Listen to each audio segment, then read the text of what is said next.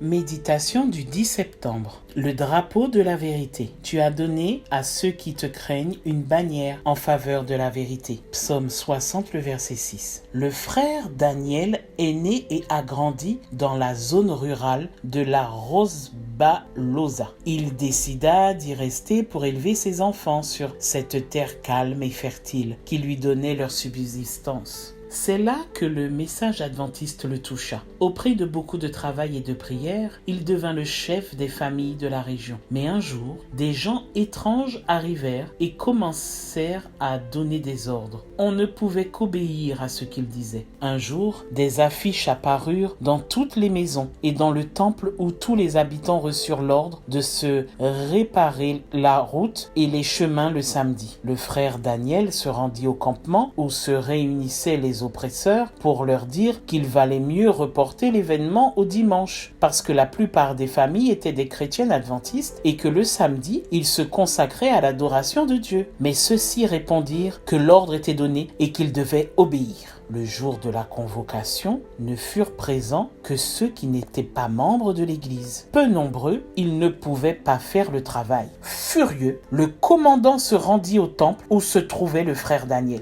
Il le fit sortir et le réprimanda en lui disant que personne ne pouvait le discréditer et vivre pour le contrarier. Il le convoqua le lendemain pour qu'il demande pardon devant tous les habitants. Dimanche, tous étaient réunis, le frère Daniel devant le groupe. Alors on lui fit savoir qu'en guise de dédommagement, il devait réciter à haute voix devant toute une devise politique et en levant la main droite. Le préjudice causé serait ainsi effacé. Bien sûr, le frère refusa de s'exécuter et dit plutôt « Vive le Christ, Jésus, roi des rois et seigneur des seigneurs ». Le commandant eut l'intention de le tuer sur place, mais savait aussi que ces gens étaient fermes dans leurs convictions et que leur forcer la main était impossible. Aussi, lui demanda-t-on de quitter la région. La même semaine, avec l'aide de toute la communauté, toutes les familles adventistes arrachèrent du sol la cabane qui leur servait de temple, ainsi que son toit de palmiers, et l'emportèrent dans une autre région. Là, ils pourraient continuer à brandir le drapeau de la vérité. Chers jeunes, la vérité n'est pas toujours appréciée, mais nous devons toujours la proclamer. Le psalmiste dit que Dieu nous a donné la vérité comme un drapeau que nous devons porter avec fierté et planter où que nous soyons. Où emmènes-tu la vérité aujourd'hui? Très bonne journée à toi, que Dieu te bénisse et à demain si tu veux.